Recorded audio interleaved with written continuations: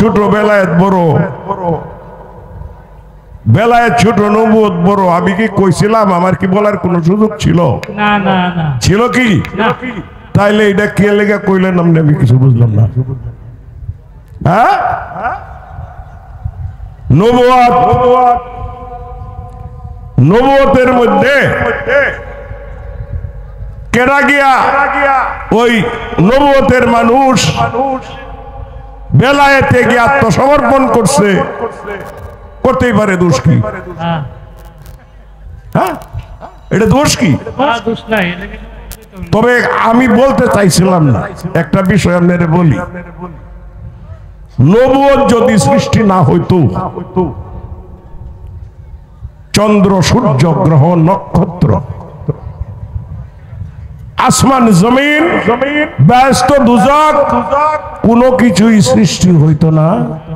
সমস্ত কিছুই সৃষ্টি হয়েছে একমাত্র নবুয়তের কারণে।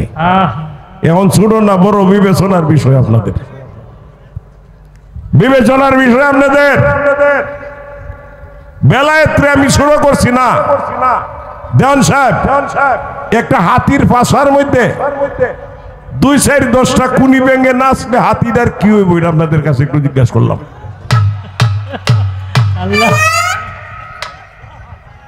আমি আর কিছুই বলবো না। এই মানুষের সাথে গান হইলে আমি চেষ্টা করি কোন রকম যেন ঝগড়াটা না হয়, কিন্তু তারপরেও আগে আগে আগে আগে খুশাইয়া এই ঝগড়াটা আমার সাথে করবই, ব্যবস্থা করে ফেলছে। আমি গানের আগে আপনার এই প্রশ্নটার জবাব দিয়ে দিব। নবুয়তের কে গিয়া বেলায়েতের কাছে আত্মসমর্পণ করছে? ওইটা কোরআনে আছে, থাকতেই পারে।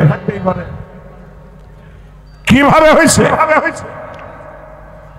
আমি যদি নিজের জ্ঞানী মনে করি, আল্লাহ বলতে পারে তোর সে বড় জ্ঞানী আছে, তোরে দেখাই না। কি থাকতে পারেন না? আল্লাহ মনে করতে পারে না এটা?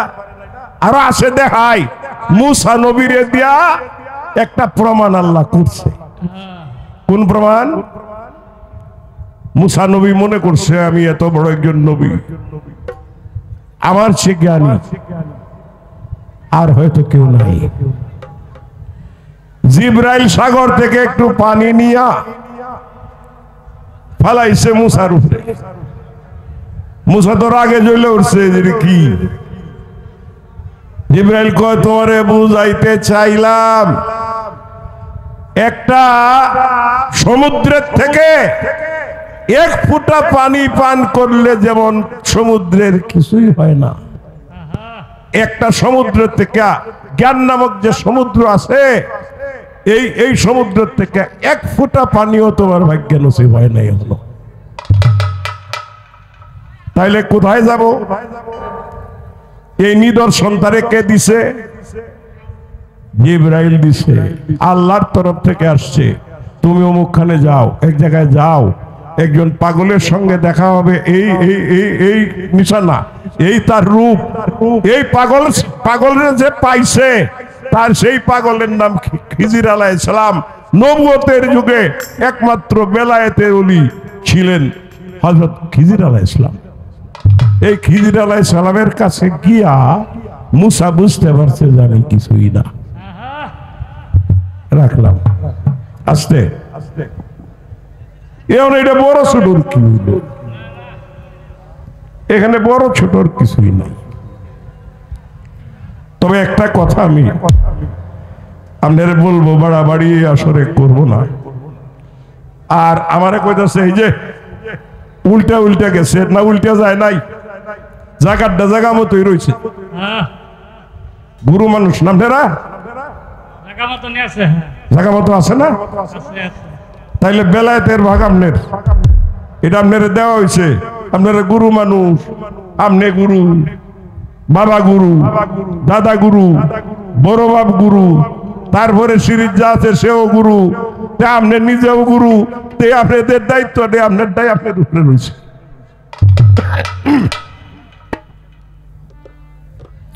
একটা কথা বলবো,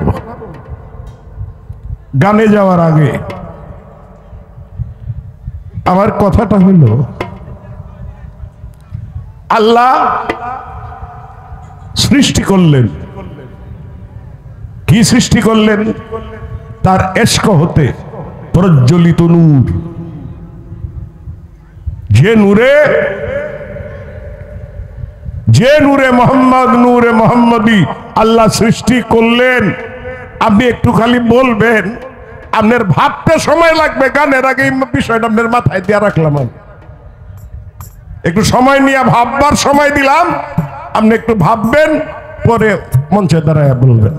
আপনারা কি কুনতু গাঞ্জাল মাকফিয়া, হাদিস কুদসি।